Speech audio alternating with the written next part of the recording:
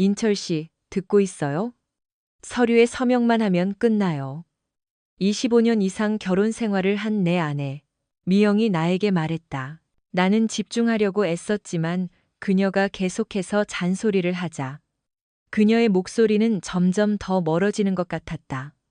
모든 것은 오늘 오후 내가 퇴근했을 때 시작되었다. 미영은 와인 한 잔을 들고 단호한 표정으로 식탁에 앉아 있었다. 불행하게도 그녀는 잔을 하나만 가지고 있었고 내가 한 잔을 원하는지 전혀 생각하지 않은 것 같았다. 특히 우리의 대화가 다른 방향으로 흘러가고 있을 때는 더욱 그랬다. 내가 자리에 앉자마자 뭔가 불길한 일이 일어날 것 같은 예감이 들었다. 오늘 하루가 어땠는지 묻지도 않고 미영은 갑자기 나를 떠나겠다고 선언했다. 그녀는 소울메이트를 찾았고 그가 나보다 훨씬 더 행복하게 해줘서 나는 더 이상 충분하지 않다고 말했다. 그녀의 목소리는 점점 더 커졌지만 그녀의 말은 나에게 점점 더 멀어졌다. 우리의 이야기는 익숙한 패턴으로 흘러갔다. 우리는 고등학교 때 만나 함께 지냈고 결혼한 지 얼마 되지 않아 딸 서연이를 맞이했다. 서연이가 우리가 결혼한 주된 이유는 아니었지만 아이는 항상 우리 계획의 일부였다. 현재 우리는 두 사람 모두 안정적인 직업을 가지고 있었고 편안하게 살았으며 상당한 저축과 함께 집 대출을 모두 갚았다. 우리는 자주 사랑을 표현했고 가족 휴가를 갔으며 비록 육체적인 친밀감은 시간이 지나면서 줄어들었지만 우리는 여전히 친밀한 순간들을 찾았다. 나는 우리의 사랑이 깊고 우리가 함께 늙어갈 운명이라고 믿었다. 오늘 오후까지는 미영은 계속해서 잔소리를 했고 그녀의 얼굴은 점점 더 붉어졌다. 인철 씨, 나 좀 봐요. 나는 집중하기가 점점 더 어려워졌지만 그녀를 향해 돌아섰다. 이 서류에 서명해야 해요.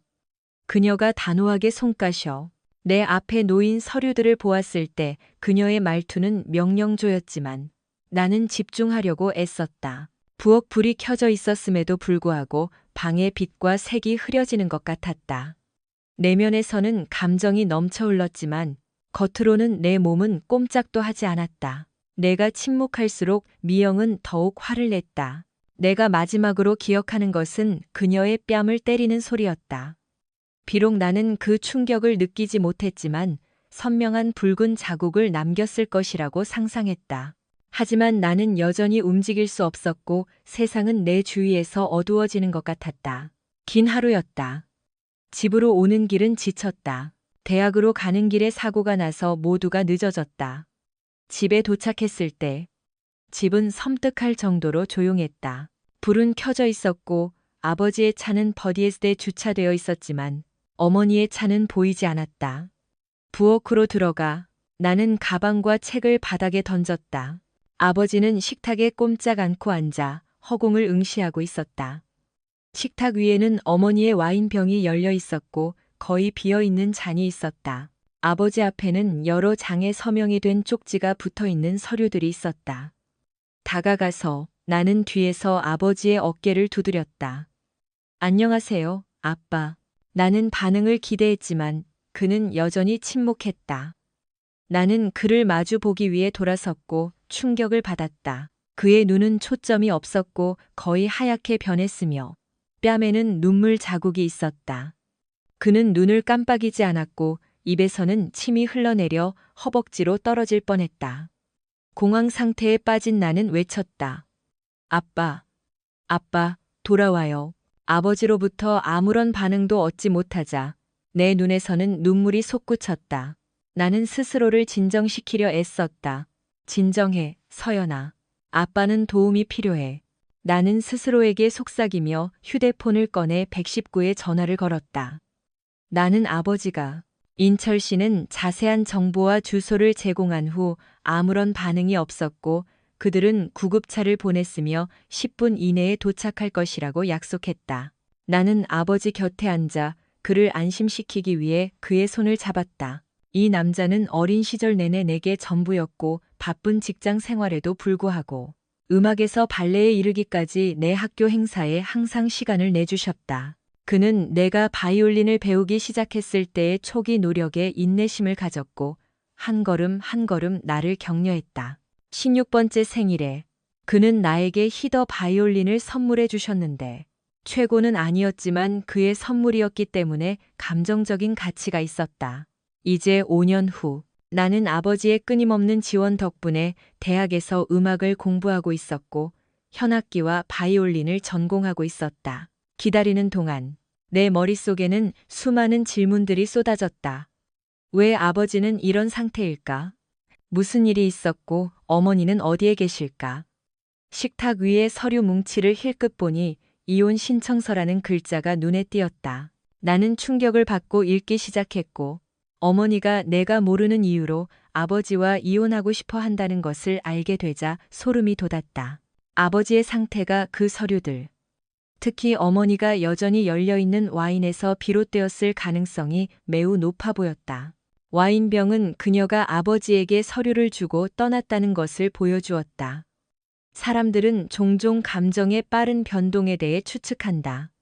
나는 그들이 그런 배신을 경험한 적이 없다고 생각한다. 나에게는 어머니에 대한 모든 동정심과 함께하고 싶은 욕구가 구급차가 도착하고 내가 그들에게 아버지를 들것에 싣고 병원으로 데려가라고 지시한 직후 사라졌다. 집문을 잠근 후 나는 뒤를 따랐고 운전하면서 전화를 걸었다. 나는 할머니, 아버지의 어머니, 아버지의 여동생인 론다, 아버지의 가장 친한 친구, 그리고 아버지의 상사에게 연락했다. 나는 모두에게 아버지의 상태와 그가 곧 자리를 비울 것이라는 사실을 알리고 있었다. 나는 그가 의식을 잃은 것을 발견했고 병원으로 가는 중이라고 설명했다. 모두가 그의 안부를 물었고 그의 상사는 그에게 긴급 휴가를 주선하고 상사에게 알리겠다고 약속했다. 나는 다음 전화를 미루고 있다는 것을 알았고 분노로 가득 찼지만 어머니에게 전화해야 할 의무감을 느꼈다. 전화벨이 울렸고 그녀는 몇 번의 벨소리 후에 받았다. 안녕 서연아, 내 딸. 오늘 하루 어땠어? 나는 그녀의 무심한 말투에 놀랐다. 분명 그녀는 내가 순진하게 생각할 만큼 순진할 수는 없었다. 나는 무슨 일이 일어나고 있는지 몰랐고 내가 아버지를 찾은 지 거의 1시간이 지났고 어머니는 내 일정을 잘 알고 있었다. 엄마, 어디야? 나 밖에 있어, 자기야. 그녀는 내 질문을 감지하고 목소리가 작아졌다. 다시 말해서 당신은 방금 당신의 남편의 마음을 산산조각 내고 망설임 없이 그를 떠났군요. 오, 아니야, 자기야. 나는 당신의 아버지에게 폴과 현재 상황에 대해 설명하려고 노력했지만 그는 반응이 없었어. 그래서 나는 떠나서 그가 우리가 더 이상 그와 함께 살지 않을 것이라는 사실을 스스로 처리하도록 하는 것이 최선이라고 생각했어. 그녀가 상황을 가볍게 여기려는 시도는 나를 극도로 화나게 했다. 아버지의 상태를 보면 그녀는 그의 심장을 찢어버리고 그 앞에 산산조각 낸 채로 남겨둔 것 같았다. 나에게는 그가 가장 도움이 필요할 때 그녀가 그를 버린 것처럼 보였다. 그녀는 정말 그렇게 무심할 수 있었을까? 그녀는 무슨 일이 일어나고 있는지 이해했을까? 아니면 단순히 신경 쓰지 않았을까? 분노가 내 목소리에 스며들기 시작했다. 자기야, 지금 화내지 마. 이게 충격이라는 건 알지만 내 아버지는 괜찮을 거야. 나는 단지 법적으로 내게 속한 것과 나와 폴이 결혼을 기다리는 동안 약간의 지원을 요청했을 뿐이야. 그래, 우리 엄마는 완전히 환상의 세계에 살고 있었다. 나는 지금 매우 화가 났어. 당신은 화가 난 것을 본 적도 없어. 그리고 당신은 내가 아버지를 병원으로 따라가고 있다는 것을 알아야 해. 그는 구급차에 있고 내가 집에 돌아왔을 때 그는 뇌졸중을 앓은 것처럼 보였어. 오, 내 사랑하는 서연아. 그 말을 들으니 정말 유감이야. 하지만 변명의 여지는 없어. 엄마, 내가 물어볼게. 이게 폴이야? 당신은 항상 언급했던 직장의 폴과 도망치는 거야? 그녀가 망설였다. 물론이지, 자기야. 폴, 내 직장의 남자. 내가 끊임없이 언급했던. 그럼 내가 제대로 이해했는지 확인해보자. 그는 당신보다 12살 어리고 얼마나 오랫동안 그와 바람을 피웠어? 그녀가 망설였다. 6개월이었나? 그래서 지난 6개월 동안 너는 아빠 몰래 직장에서 누군가와 바람을 피웠구나. 너는 아빠와 나에게 거짓말을 하고 내 불륜을 숨겼어. 내가 그렇게 기만적일 수 있다는 걸 몰랐어. 그리고 분명 아빠도 몰랐겠지. 네가 아빠를 남겨둔 상태를 보면 우리가 어떻게 반응할 거라고 기대했니? 글쎄, 처음에는 긍정적이지 않을 거라고 생각했어. 하지만 일단 우리가 폴과 함께 살게 되면 너는 우리가 운명이라는 것을 알게 될 거야. 우리. 그녀는 방금 우리라는 단어를 사용했어. 이것은 어머니가 내가 아버지를 버리고 그녀와 그녀의 남자친구와 함께 살기를 바란 두 번째 경우인가? 나는 분노가 끓어오르는 것을 느꼈고 만약 멈추지 않는다면 후회할 말을 할 것이라는 것을 알았다. 나는 내가 후회할지도 모를 말을 하기 전에 지금 전화를 끊을게. 하지만 명확히 해둘게. 나는 아버지를 버리지 않을 것이고 폴 근처에는 절대 가지 않을 거야. 하물며 너와 그가 바람을 피우고 있는 곳으로 이사하는 것은 말할 것도 없어. 서연아, 내 어머니가 날카롭게 대답했다. 나는 내 엄마고 내가 얼마나 속상하든 간에 그런 식으로 말하는 것을 용납하지 않을 거야. 그럼 우리 얘기는 끝난 것 같네. 나는 그녀가 더 이상 말을 꺼내기 전에 전화를 끊었다. 만약 내가 그녀가 하는 짓을 용납할 거라고 생각했다면 그녀는 크게 착각한 것이다. 그녀는 나에게 여러 번 다시 전화를 걸려고 했고 그러고 나서 아버지의 전화로 전화를 걸기 시작했다. 이것은 어리석은 짓이었다. 만약 아버지가 전화를 받을 수 있었다면 나는 그가 그녀의 전화를 받지 않았을 것이라고 의심한다. 내가 아버지의 전화를 가지고 있었기 때문에 나는 그녀로부터 온 모든 전화를 무시했다. 내가 병원에 도착했을 때 구급대원들은 이미 아버지를 입원시켰고 그는 면밀한 관찰을 받고 있었다. 론다 이모가 도착했고 그녀도 입원했다는 것을 나에게 알려주었다. 나는 엄마로부터 몇 번의 전화를 받았지만 그녀의 오빠가 병원에 있다는 것 외에는 무슨 일이 일어나고 있는지 확신할 수 없었다. 내가 상황을 설명했을 때 론다 이모는 귀에서 연기가 나는 것처럼 얼굴이 붉어졌다. 서연아, 그 여자가 내 오빠에게 남긴 서류들 가지고 있니? 네, 론다 이모. 여기요. 론다는 내 이모일 뿐만 아니라 우리 가족의 변호사였다. 다음 1시간 동안 우리는 론다가 서류를 훑어보는 동안 아버지 옆에 앉아 있었고 가끔 중얼거렸다. 의사와 간호사들이 들어왔다. 나는 가끔 아버지 상태를 확인하고 말하기 위해 방을 나갔다. 나쁜 소식은 내 엄마가 내 아버지와 이혼할 거라는 거야. 여기에 명시된 일정은 이 과정이 2개월 이상 진행되었고 이번 주에 완료되어야 한다는 것을 보여줘. 그렇지 않으면 엄마의 변호사 팀에게 훨씬 더 높은 수수료를 지불해야 해. 나는 어깨를 으쓱했다. 나는 어머니로부터 충분한 변명을 들었다.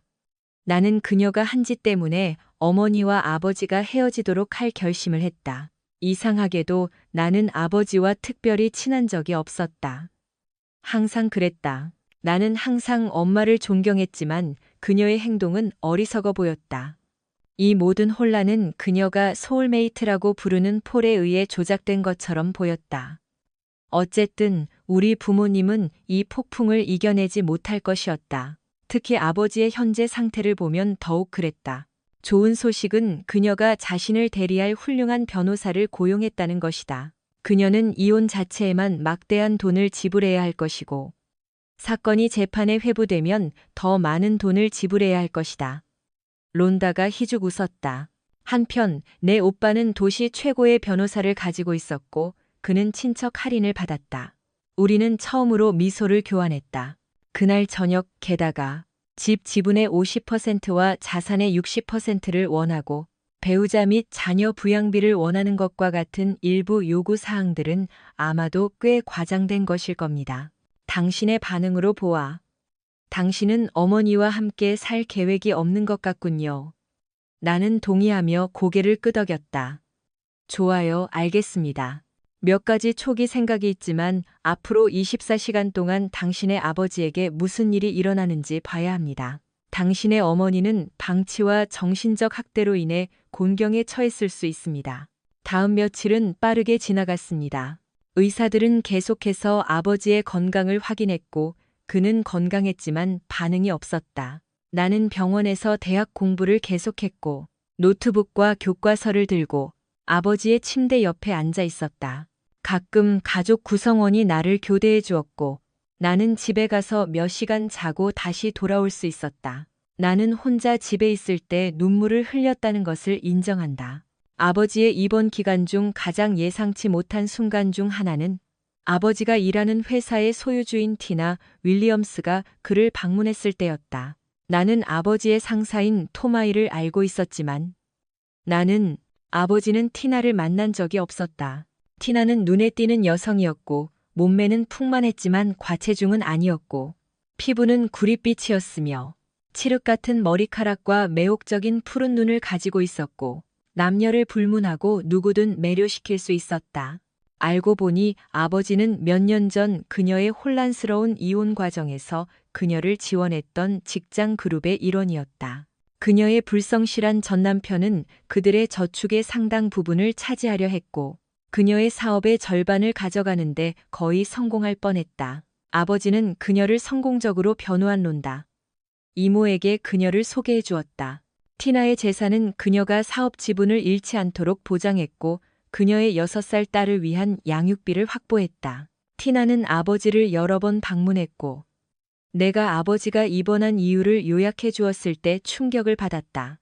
그녀는 아버지의 직장 동료들로부터 쾌유를 비는 카드를 가져왔고 아버지의 손을 잡고 사무실 이야기를 나누며 시간을 보냈다. 알고 보니 아버지는 직장에서 유머 감각이 있었고 그의 부재는 동료들에게 깊이 느껴졌다. 나는 또한 아버지가 회계사였고 이랬다고 덧붙여야 한다. 금융기관의 결제를 처리하는 은행을 지원하는 금융청산소 중 하나.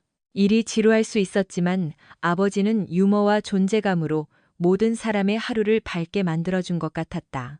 약 2주 후 나는 샤워하고 낮잠을 잔 후 집에 돌아왔는데 론다와 티나가 논쟁하고 있는 것을 발견했다.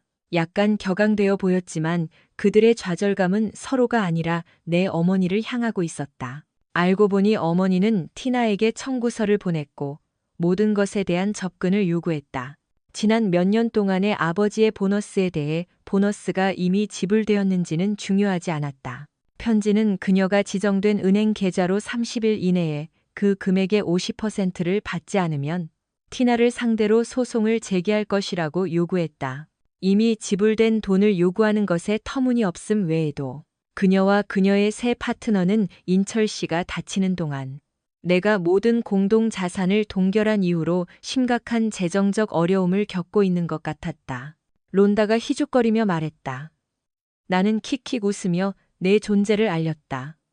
네, 오늘 아침 나는 2주 만에 엄마에게서 첫 번째 메시지를 받았는데 몇천 달러를 빌려줄 수 있는지 묻는 메시지였다. 나는 아직 꽤 화가 났기 때문에 아직 답장을 하지 않았다.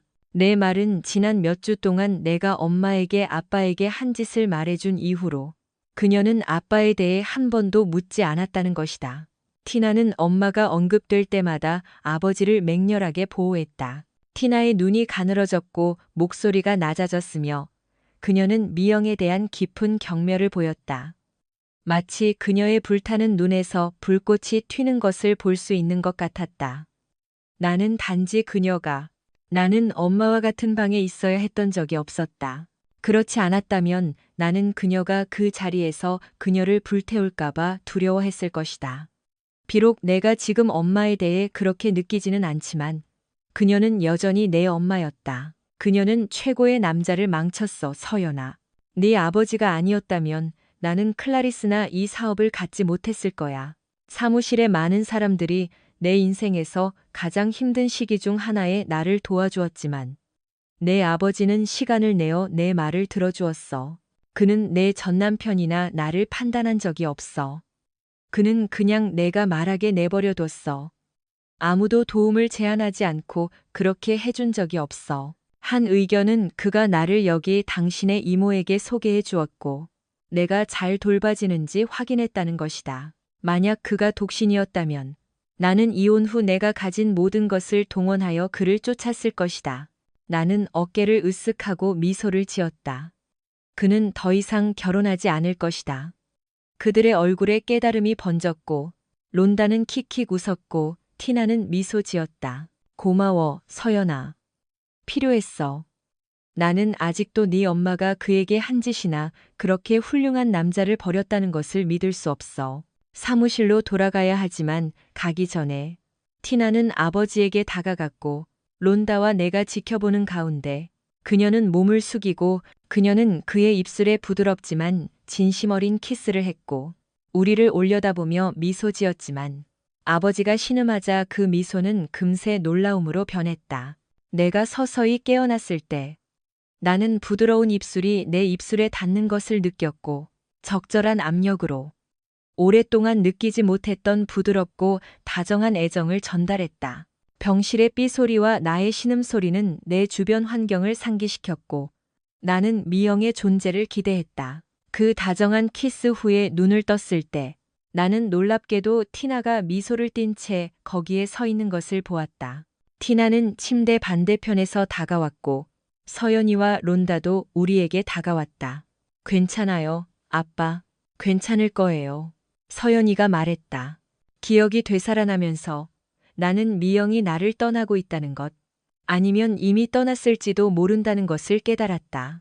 다음 몇 분 동안 세 사람은 서연이가 나를 의식을 잃은 채 발견하고 구급차를 부르고 미영이 몇 달 동안 바람을 피웠다는 것을 보여주는 이혼 서류를 발견한 것에 대해 나에게 이야기했다. 나는 미영이 티나를 어떻게 위협했는지, 그리고 론다가 내 행방을 확인할 때까지 우리 재정을 어떻게 동결했는지 알게 되었다. 얼마나 오랫동안 아팠어? 2주. 인철아, 론다가 대답했다. 나는 티나를 향해 돌아섰다. 나한테 키스했어? 티나가 얼굴을 붉혔다. 응, 미안. 사무실로 돌아가려고 작별 인사를 하고 있었어. 나는 미소 지었다. 괜찮아. 내가 독신이라고 생각해서 괜찮다고 생각했어. 다음 몇 시간 동안 많은 의사들이 와서 건강검진, 혈액검사, 그리고 여러 가지 검사를 했다. 티나는 사무실 약속을 취소하고 론다와 서연이와 함께 머물렀다. 의사들 중에는 심리학자가 있었고 그는 내 경험에 대해 깊이 파고들었다. 나는 미영을 혼자 술을 마시는 것을 발견한 것을 회상했다. 그녀가 나를 떠나겠다고 선언했을 때 나는 세상이 색을 잃고 감각이 분리되어 점점 더 슬퍼짐에도 불구하고 움직이기 어려워지는 것을 묘사했다. 내 마지막 기억은 미영이 나를 때리고 소리 지르는 것이었고 그녀의 말은 이해할 수 없었다. 여자들은 미영의 공격성에 동시에 숨을 헐떡였고 나는 반응할 수 없었다. 아빠가 반응이 없어진 게 몇 시쯤이라고 생각하세요? 내가 물었다. 5시 5분, 5시 30분쯤이었던 것 같아. 왜? 내가 집에 돌아온 게 7시 30분이 넘어서였고 널 거기서 봤으니까. 내 뺨에 붉은 자국이 없어서. 내 엄마가 꽤 오랫동안 널 혼자 뒀을 거라고 생각했어. 심리학자가 끼어들었다. 내 상황에 있는 사람이 반응이 없을 때 학대당하는 것은 드문 일이 아니야. 내 경우에는 아내가 널 버리겠다고 선언했을 때 충격을 받았다고 생각해. 비록 이것이 보통보다 더 심각한 경우이지만 말이 돼. 론다가 덧붙였다.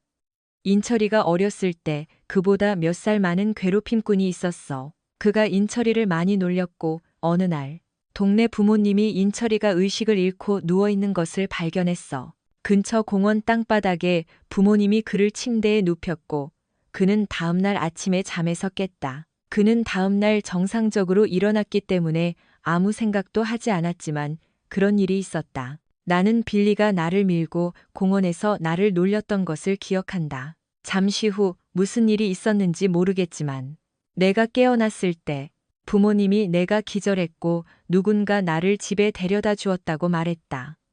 내가 그들에게 빌리에 대해 말했을 때 그들은 그의 부모님과 이야기했다. 다음 날 빌리가 학교에서 나에게 와서 사과했다. 나는 그것을 기억하며 웃었다.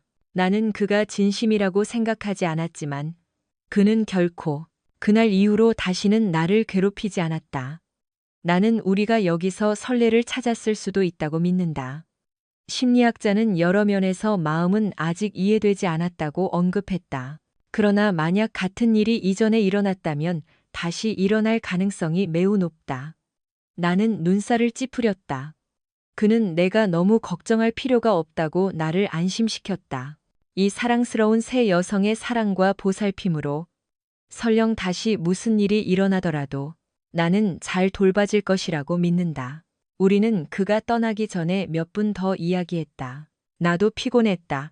이것은 지난 2주 동안 잠을 잤던 사람에게는 이상하게 들릴지 모르지만 나는 그랬다. 그래서 나는 세 딸 모두에게 집으로 가서 쉬라고 했고 내가 괜찮은지 확인하기 위해 내일 나를 방문할 수 있다고 말했다. 다음 2일 동안 나는 서서히 정상적인 삶으로 돌아왔다. 티나는 나에게 업무용 노트북과 몇 가지 간단한 작업을 가져다 주었고 내가 지루할 때만 하라는 지시와 함께 론다는 주로 그녀의 수정된 이혼 서류를 검토하고 내가 미영과의 결혼 생활을 끝내기 위해 그녀가 진행할 수 있도록 몇 가지 서류에 서명하게 하기 위해 왔다. 론다는 또한 카렌이라는 젊은 형사를 데리고 왔다. 힐 형사는 미영과의 그날 밤 경험에 대해 나와 1시간 동안 인터뷰를 진행했다. 그녀는 나에게 감사하며 론다와 나에게 그녀의 보고서가 며칠 내에 준비될 것이라고 알려주었다. 나는 우리가 미영을 상대로 고소장을 제출할 계획인지 확신할 수 없었지만 론다는 내가 모든 것을 그녀에게 맡기라고 말했다. 그녀는 내 이마에 키스하고 다음 날 오후에 떠났다. 서연이가 퇴원 시간이라고 부르는 것에서 깨어난 후 나는 집으로 돌아갈 수 있었다. 서연이가 나와 함께 갔고 나는 놀랐다. 나는 티나가 문가에 기다리고 있는 것을 보았고 그녀는 서연이가 나를 그녀의 큰 교회 SUV로 안내하는 것을 도왔다. 티나는 그날 저녁 식사에 머물렀고 우리는 테이크아웃을 선택했고 그녀는 우리와 함께 몇 시간 동안 TV를 보기 전에 치우는 것을 도왔다. 그녀가 떠날 때 서연이가 그녀를 껴안았고 나는 그녀를 차까지 바래다 주었다. 티나, 지난 몇 주 동안 해준 모든 것에 대해 정말 고마워. 어떻게 제대로 보답해야 할지 모르겠어. 몇 주 후에 기분이 좋아지면 저녁 식사와 춤에 초대해줘. 나는 얼굴을 붉혔다. 나는 단지 그날 오후 나는 병원에서 퇴원했고 키스로 나를 깨운 그 여자가 나에게 데이트 신청을 하고 있었다. 그녀는 아름다웠고 미영에 따르면 나는 곧 독신이 될 것이었다. 알았어. 다음 주 금요일 퇴근 후. 그럼 나는 거의 2주 동안 정상으로 돌아올 시간이 있어. 그녀는 고개를 끄덕이고 나를 꽉 껴안았다. 포옹은 조금 더 오래 지속되었고 나는 더 깊은 의미를 느꼈다. 그녀가 차에 탔을 때 나는 잠시 동안 내가 거의 25년 동안 결혼했던 여자의 이름에 대해 궁금해했던 것이 웃겼다. 다음 며칠 동안 서연이, 론다, 그리고 티나는 계속해서 주변을 맴돌았다. 나는 잘 돌봐졌고 내가 괜찮다는 것을 안심했다. 그러나 론다가 그 금요일 오후에 나에게 가져온 소식은 우리 모두를 약간 놀라게 했다. 오늘 오후 미영이 체포되었다. 그녀는 무슨 일이 있었는지 알려주었다. 나는 물었다. 병원에서 경찰에 증언한 후 그들은 정신장애인에 대한 정신적 학대를 이유로 미영에 대한 체포 영장을 발부했습니다. 이것은 당신이 정신적으로 장애가 있었고 그 당시 자신을 방어할 수 없었기 때문입니다. 게다가 그녀는 불특정 기간 동안 당신을 혼자 버려두었습니다. 이것은 그녀에게 문제를 더욱 악화시켰고 그녀는 이것이 이혼의 어떤 의미인지 설명했다. 그날 저녁 우리와 함께 저녁 식사를 했던 티나는 그녀의 8살 딸 클라리스가 함께 있었고 우리가 이야기하는 동안 거실에서 디즈니 영화를 보고 있었다고 물었다. 첫째, 월요일이 내가 직장으로 복귀하는 날이었기 때문에 티나는 나중에 나를 만날 것이었다. 그러나 나는 그녀가 사무실에서 숫자 계산을 잘하는 사람 이상을 찾고 있다는 것을 이해하기 시작했다. 나는 티나에 대한 아이디어에 반대하지 않았고 그녀가 생각하고 있다고 상상했다. 그녀가 방문할 때마다 입었던 딱 맞는 옷 아래에 무엇이 숨겨져 있을까? 론다가 희죽 웃었다. 아마 인철에게 몇 걸음 더 기울어질 겁니다. 나는 지분행 계좌를 55-50으로 나누자고 제안하고 있습니다. 이런 상황에서는 더 높은 비율을 목표로 할 수 있다는 것을 알지만 인철은 공정하기를 원할 것이라고 생각합니다. 나는 고개를 끄덕였다. 미영은 당신 티나에게서 빼앗으려 했던 어떤 보너스도 건드리지 못할 것입니다. 나는 정신적 학대와 함께 갈취 혐의로 그녀를 고소했습니다. 그것은 내가 아닌 것에 그녀가 접근하는 것을 막는 것 외에는 별다른 효과가 없을 것입니다. 법적으로 그녀의 것. 아마도 그녀는 며칠 내에 아무런 상처 없이 퇴원할 것이고, 아마도 그녀의 비참한 파트너에게 돌아갈 것이다.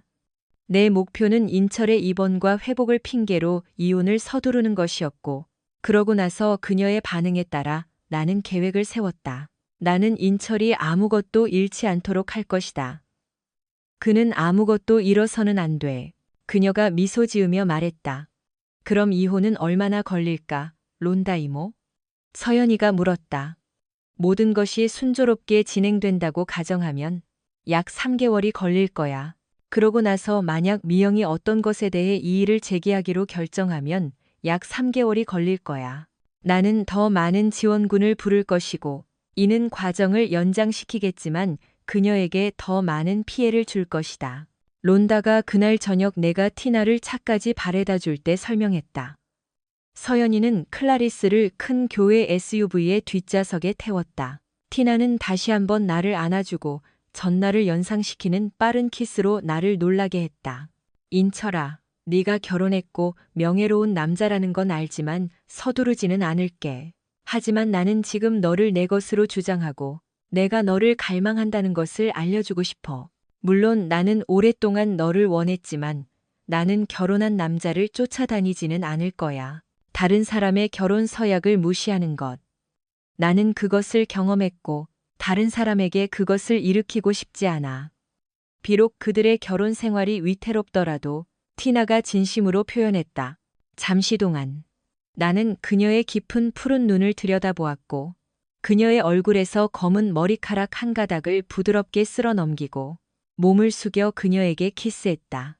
부드러운 키스 대신 그것은 약 30초 동안 지속되는 열정적인 키스가 되었다. 나는 우리 사이의 연결을 느꼈다. 내가 물러났을 때 티나의 눈은 감겨 있었고 그녀는 입술을 핥으며 우리의 키스를 즐겼다. 나는 생각하며 미소 지었다. 당신의 주장을 확인한 후 우리는 두 소녀를 힐끗 보았고 둘 다 우리 키스를 보고 킥킥 웃고 있었다. 클라리스가 박수를 쳤고 서연이는 활짝 웃었다. 티나와 클라리스가 차를 몰고 떠나자 서연이가 나를 안아주었고 우리는 작별 인사를 했다. 다음 몇 달은 정말 격동의 시간이었다. 한편으로는 미영은 빠른 이혼을 원했지만 다른 한편으로는 합의에 만족하지 못했다. 폴이 결정권을 쥐고 있는 것 같았고 그녀에게 더 많은 재산을 받을 자격이 있다고 설득했다. 그는 그녀에게 거짓말을 했고 깊은 곳에서 그녀는 수많은 일들 후에 그것을 깨달았음에 틀림없다. 수년간의 동거 생활. 그녀의 합의 요구가 점점 더 터무니없어지자 론다는 미영의 변호사와 한 번만 이야기하면 되었고 말한 것은 즉시 모든 반대를 종식시켰다. 티나와 나는 매주 금요일 밤에 데이트를 했고 서연이는 클라리스를 돌보기 시작했다. 학교에서 아이를 데려와 돌봐주었고 티나와 나는 저녁 식사, 커피, 그리고 오락을 즐길 시간을 가졌다. 비록 우리는 손을 잡고 키스하는 것 이상은 가지 않았지만 나는 내 이혼이 확정되는 밤이 잊을 수 없는 밤이 될 것이라는 예감이 들었다. 이제는 달랐다. 직장으로 돌아가서 우리가 성공적인 금융기관이었을 때 비록 대기업은 아니었지만 모든 것이 순조롭게 진행되었다. 우리 모두는 각자 맡은 일을 잘했고 좋은 보수를 받았으며 함께 일하는 것을 즐겼다. 나는 직원들이 티나와 내가 데이트한다는 것을 어느 시점에서 알아차렸다고 생각한다. 비록 모두가 우리를 위해 기뻐했지만 나는 평소에 장난기를 자제해야 했다. 티나에게 보고하는 내 직속 상사는 내가 기본적으로 그의 상사와 데이트하고 있었기 때문에 직장에서의 적절한 행동에 대해 나를 상기시켰다. 약 3, 5개월 후 우리는 이혼에 대한 통지를 받았다. 모든 절차는 다음 주 목요일에 마무리될 것이며 재판은 열리지 않을 것이다. 그러나 미영은 최종 판결 전에 문제를 논의하기 위한 회의를 요청했다. 나는 전날 만나는 것에 동의했고 우리는 그녀가 서연이와 나 둘 다와 이야기하기 위해 집에 오도록 주선했다. 나는 오후에 일을 쉬었고 우리 세 사람을 위해 양갈비와 불에 구운 버터 소스를 곁들인 노키를 준비했다. 그것은 우리 모두가 가장 좋아하는 음식이었고 나는 그것이 우리 대화에서 발생할 수 있는 어색함을 완화하는 데 도움이 되기를 바랐다. 저녁, 서연이는 5시 30분쯤 집에 와서 샤워하고 옷을 갈아입었고 6시 직전에 초인종이 울려 미영이 문 앞에 도착했음을 알렸다. 내가 미영의 외모를 묘사한 지 오래되었지만 아마도 지금은 전후 사진과 함께 그렇게 해야 할 것이다. 몇 달 전 모든 일이 일어나기 전 미영은 40대 중반의 매력적인 주부였다. 그녀는 어깨 길이의 짧은 갈색 머리를 하고 있었고 전형적인 엄마 몸매였으며 약간 과체중이었음에도 불구하고 그녀는 균형 잡힌 34씨 가슴과 그녀는 매력적인 엉덩이를 가졌고 매력적인 아내였지만 불행하게도 지금 내 앞에 서 있는 여자는 거의 알아볼 수 없었다. 내 사랑하는 미영은 상당한 체중이 늘었고 턱이 늘어지고 뺨이 부풀어 올랐다. 이전에 약간 컸던 그녀의 배는 이제 바지 위로 늘어졌고 그녀의 한때 매력적인 곡선미 있는 엉덩이는 더욱 커졌다. 게다가 그녀는 훨씬 더 많은 것을 숨기는 헐렁한 옷을 입고 있었다. 나는 큰 체격을 가진 사람들에 대해 아무런 반대도 없었지만 그건 내가 아는 미영이 아니었다. 나는 내 놀라움이 그녀의 외모 변화는 내 얼굴에 분명히 드러났지만 미영은 아무런 말도 없이 얼굴을 찡그리며 대답했다. 안녕, 미영. 들어와. 내가 부엌으로 들어서면서 인사했다. 나는 그녀에게 와인 한 잔을 권했고 그녀는 그것을 받아들였고 우리는 몇 분 동안 이야기를 나누었다. 그녀는 내 직장과 건강에 대해 물었고 나는 그녀의 건강에 대한 질문을 피했다. 그건 폴이 원했던 거야. 그는 내가 너무 마른 걸 좋아하지 않아서 내가 살을 찌우도록 노력하고 있어. 그녀가 내가 말하지 않은 질문에 대답했다. 나는 눈살을 찌푸렸다. 이상으로 25년 동안 나는 그녀의 행동에도 불구하고 이 여자를 사랑했다. 그녀의 건강에 대한 걱정은 크게 줄어들었지만 여전히 남아 있었다. 동의하지 않지? 그녀가 나를 보았다. 아니, 미영. 동의하지 않아. 우리가 함께 있을 때 너는 건강한 몸매였지만 솔직히 말해서 나는 내 외모에 매우 놀랐어. 너는 건강해 보이지 않아. 그리고 만약 내가 네가 한 짓에 상처받지 않았다면 나는 내 건강에 더 관심을 갖고 도와주려고 노력했을 거야. 내가 말했다. 하지만 넌 신경 쓰지 않지? 그녀의 표정이 변했다. 너와 서연이는 내가 여기 없는 동안 행복하고 건강했잖아. 응, 내 일부는. 나는 신경 쓰지만 엄마가 떠나고 나를 거의 죽게 내버려뒀을 때 나는 그녀가 한숨을 쉬는 동안 어깨를 으쓱하며 말을 멈췄다. 내가 자초한 일이야. 내가 끔찍한 짓을 했지. 그렇지? 아니, 엄마. 서연이가 끼어들었다. 막 샤워를 마친. 끔찍한 짓을 했어. 행복한 가정을 직접 파괴하고 아무런 관심도 없이 떠났어. 그리고 나는 아빠가 오늘 밤 엄마가 여기에 오는 것에 동의한 이유를 모르겠어. 서연아, 진정해. 나는 개입했다. 내 엄마는 우리 상황을 알고 있고 우리 둘 다 행복하지 않아. 그녀가 요청했어. 오늘 밤 이 회의를 열었으니 우리가 할 수 있는 최소한의 것은 성숙하게 행동하고 그녀의 말을 듣는 것이라고 생각했다. 서연이는 만족하지 못했고 내가 보기에 그녀는 그 중대한 날 이후로 어머니와 이야기하지 않은 것 같았다. 내 딸이 어머니를 쳐다보는 방식으로 보아 이 상황은 누구에게도 좋게 끝나지 않을 것 같았다. 이제 대화를 전환할 시간이었다. 즐거운 어조를 유지하려 애쓰며 나는 저녁 식사 직전의 어려운 토론은 이상적이지 않으므로 먼저 먹자고 제안했다. 나는 저녁을 차렸고 아무도 말을 하지 않았지만 당사자들 사이에는 많은 시선이 교환되었다. 식탁에 앉아 서연이는 식사 내내 어머니를 쳐다보았다. 식탁을 치운 후 나와 미영은 서연이와 단둘이 이야기할 것을 요청했다. 절대 안 돼요. 우리 둘 다 여기 있을 때 하고 싶은 말은 뭐든지 하세요. 서연이가 단호하게 대답했다. 나는 당황했지만 서연이는 어머니와 단둘이 있고 싶지 않다는 것이 분명했다. 미영도 그것을 느낀 것 같았고 그녀의 눈빛은 그녀의 어머니가 그 운명적인 밤에 나에게 한 짓을 반영했다. 그녀는 동의했다. 미영은 심호흡을 하고 내 앞에서 문제를 논의하는 것을 망설였다. 나는 아니었지만 그녀는 서연이에게 말했다. 서연아. 그날 밤 일어난 일에 대해 용서를 구하고 싶어. 내가 일을 제대로 처리하지 못했고, 어쨌든 내 딸과 영원히 멀어지고 싶지는 않아. 나를 힐끗 보며 미영이 덧붙였다. 더 있지만 아빠 없이 단둘이 이야기하고 싶어. 미안해요, 엄마. 하지만 우리 둘에게 말할 수 없다면 듣고 싶지 않아요. 서연이가 미영이 대답하기도 전에 선언했다. 서연이는 일어서서 방을 나갔고 침실 문을 쾅 닫았다. 몇 분 후 나는 모든 것이 더 나아지기를 바랐다. 미영이 조용히 중얼거렸다. 마치 나에게보다 자신에게 말하는 것 같았다. 나는 이런 상황에서는 꽤 순조롭게 진행되었다고 생각한다. 내가 대답했다. 그녀에게 내가 이해한다는 것을 알려주기 위해. 정말이야? 미영이 놀란 듯 보였다. 응, 정말이야? 나는 한숨을 쉬고 계속했다. 미영아, 너는 지금 이 집에서 아무도 너에게 많은 애정을 가지고 있지 않다는 것을 깨달아야 해. 그녀는 대답하려 했지만 나는 손을 들어 그녀가 내가 끝내고 모든 것을 설명하도록 허락하게 했다. 첫째, 너는 다른 사람과 장기간 바람을 피웠고 서연이와 나 둘 다에게 숨겼어. 다음으로 너는 나에게 갑작스러운 이혼 서류를 내밀었고 내가 서연이가 결제 모드라고 부르는 상태에 들어갔을 때 그가 소리 지르고 고함치고 나를 때렸다. 미영은 헤드라이트에 갇힌 사슴처럼 멍한 표정이었다. 그래.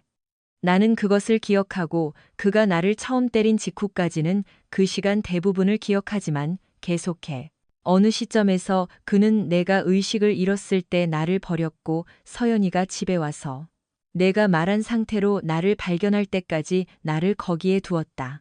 미영의 표정이 공포로 변했다. 서연이가 그에게 전화했을 때 그는 아무런 관심도 보이지 않았다.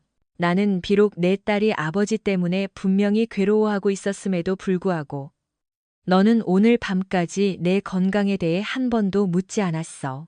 너는 내 직장에 대해 터무니없는 요구를 했고 내가 여기에 들어왔을 때 모든 것은 여전히 너에 관한 것이었어. 너는 서연이에게 사과했지만 그녀에게 한 번도 사과하지 않았어. 나는 잠시 멈춰서서 내 말이 효과가 있기를 바랐다. 그래, 미영아. 모든 것을 고려하면 나는 꽤 잘 되었다고 생각해. 미영의 시선이 바닥으로 향했고 눈물이 그녀의 눈에 고였다. 그것들이 떨어지지는 않았지만 위협적으로 고여 있었다. 나는 그것을 알 수 없었다. 그 말이 서연이를 위한 것인지 나 자신을 위한 것인지 아니면 단순히 그녀의 감정을 반영한 것인지 나는 계속해서 말했다. 이제 우리 이혼은 내일 확정될 것이고 네가 추가하고 싶은 것이 없다면 나는 우리가 내 마지막 회의 요청을 충족시켰다고 믿는다. 나는 문으로 가서 문을 열었다. 미영은 나가기 전에 나를 힐끗 보았다.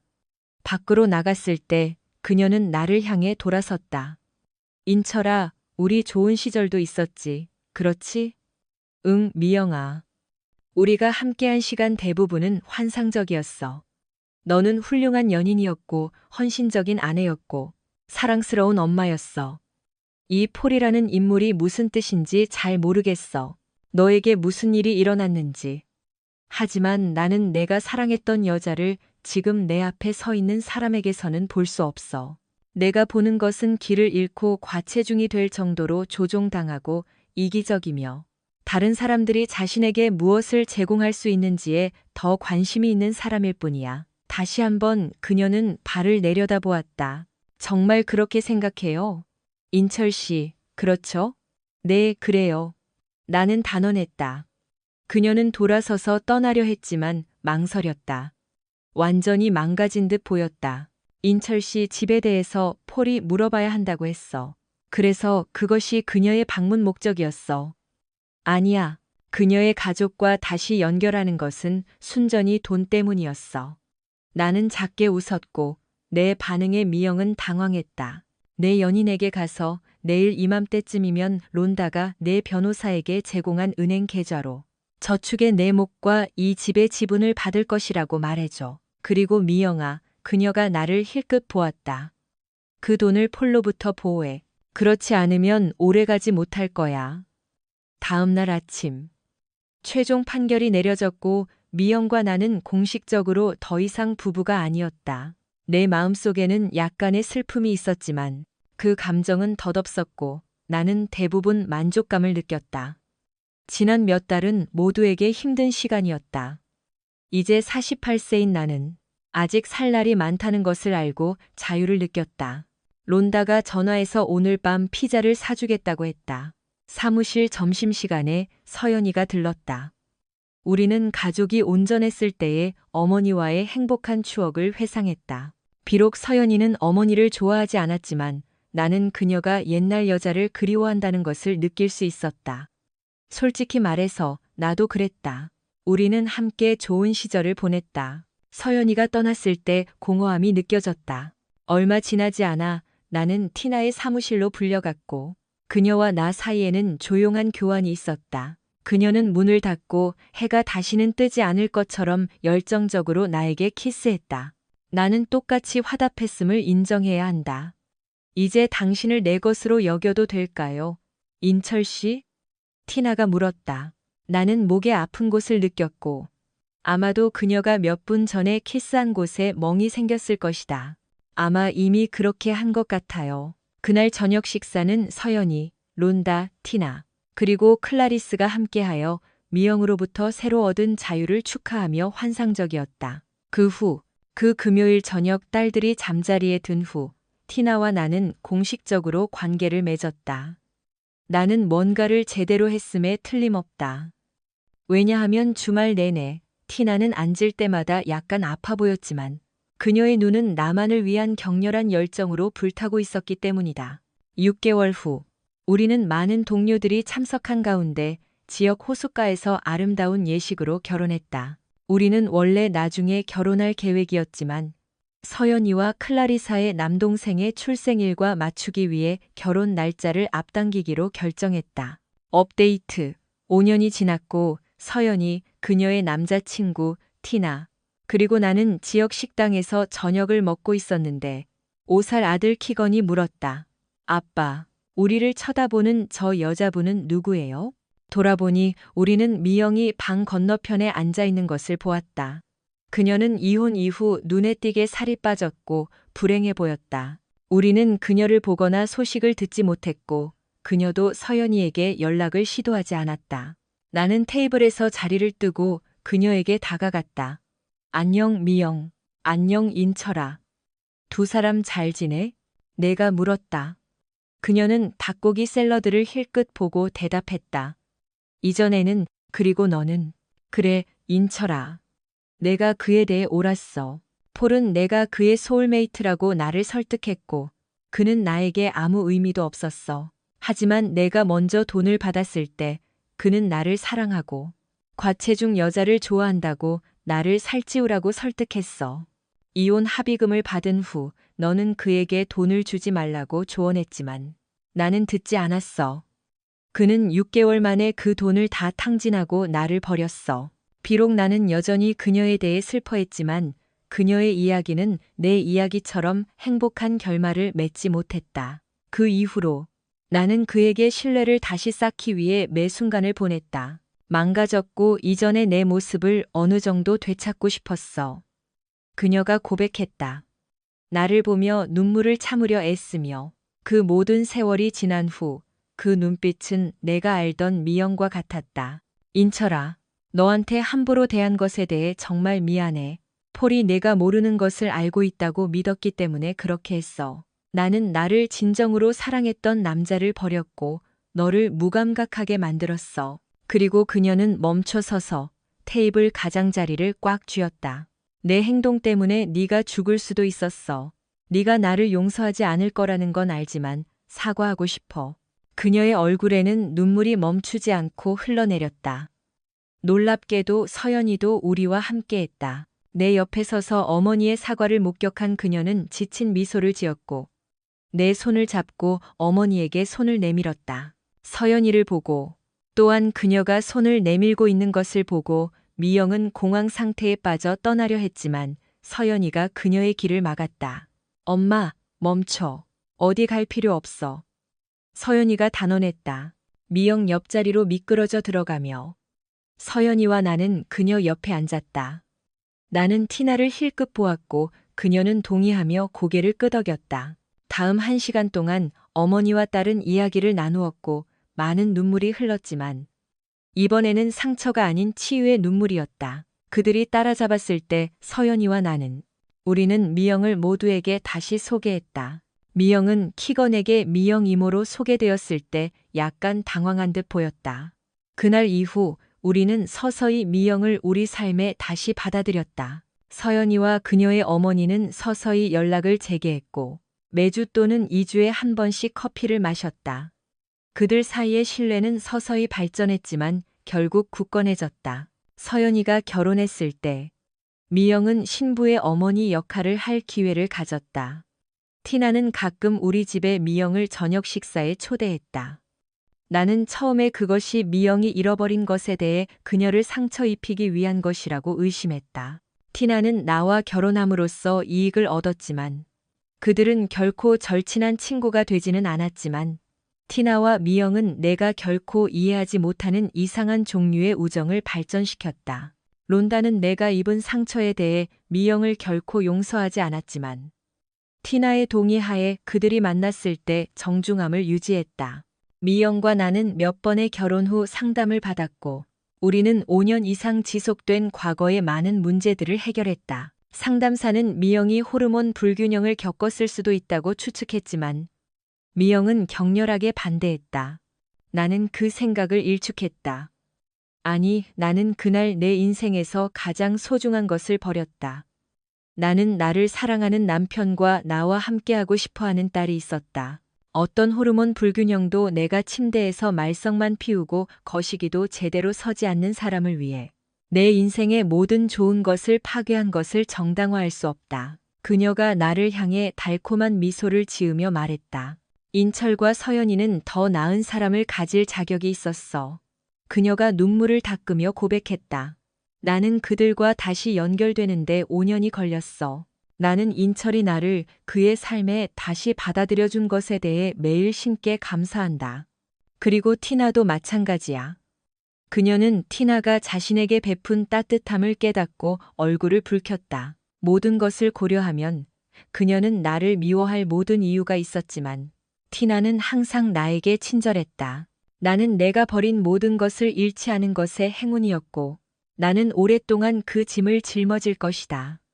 미영은 그 상담 세션에서 나보다 더 많은 것을 얻었다. 서연이나 나 둘 다 미영이 우리를 떠나기로 한 결정에 책임이 없다는 것을 확인하는 것은 안심이 되었고 그녀는 옳았다. 티나는 우리를 일으켜 세웠고 더 강한 가족 유대를 만들었다. 사람들은 결국 자신의 실수에 대한 대가를 치른다고 말한다. 그리고 폴은 그는 다른 주로 이사해서 다시 한번 기혼 여성을 조종하여 그녀의 돈을 빼앗으려 했을까? 이번에는 그 여자의 남편이 폴을 붙잡고 직접 문제를 해결했고 폴은 범죄 행위를 계속할 수 없게 되었다. 남편은 10년형을 선고받았지만 론다의 소문이 정확하다면 그는 더 일찍 석방될 수도 있다. 티나와 나는 여전히 깊이 사랑하고 있다. 나는 미영을 사랑했던 것만큼이나 누군가를 깊고 깊이 사랑할 수 있을 것이라고는 상상도 못했지만 티나는 내가 틀렸다는 것을 증명했다. 그녀는 나에게 사랑뿐만 아니라 영혼까지 온전히 주었다. 우리는 여전히 함께 일한다. 우리는 그녀의 회사에서 함께 일했고 나는 여전히 내 예전 직업을 유지하고 있다. 비록 기복이 있었지만 우리는 필요할 때 의사소통을 우선시했다. 그녀의 몸매는 여전히 훌륭했고 우리는 여전히 정기적으로 섹스를 했다. 우리는 심지어 휴가 때 이상한 장소에서 사랑을 나누는 것을 즐겼다. 종종 한 번의 시선만으로도 우리는 침실 문을 잠그고 서로에게 빠져들었다. 한 번은 사랑을 나눈 후 샤워하고 옷을 입고 부엌으로 들어갔는데 서연이와 미영이 이야기하고 있는 것을 보았다. 우리는 최근에야 알게 되었다. 서연이의 임신은 소녀들이 내 첫 손주의 탄생에 대해 이야기하면서 흥분을 불러일으켰다. 세상에, 서연아.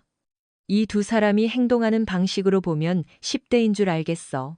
티나, 인철이를 그렇게 활동적으로 유지하는 비결 좀 알려줘. 아마 내가 프레드를 긴장하게 만드는 몇 가지 팁을 얻을 수 있을 거야. 서연이가 웃음 사이에서 놀렸다. 나는 얼굴을 붉혔다. 미영은 요즘 프레드와 가볍게 데이트하고 있었다. 엄마, 그냥 내버려둬. 우리 모두 아빠가 손주를 찾는데 바빴다는 걸 알잖아. 서연이가 장난스럽게 놀렸다. 미영은 망설이는 듯 반짝였고, 서연이는 웃었고, 티나는 얼굴을 붉혔다. 나는 단순히 의자에 등을 기대고 내 여자들을 보며 미소 지었고, 티나의 존재에 다시 흥분하는 것을 느꼈다. 마침내 나는 자리를 떴고, 침실로 돌아갔고, 티나가 바로 뒤따라와 문을 잠갔다.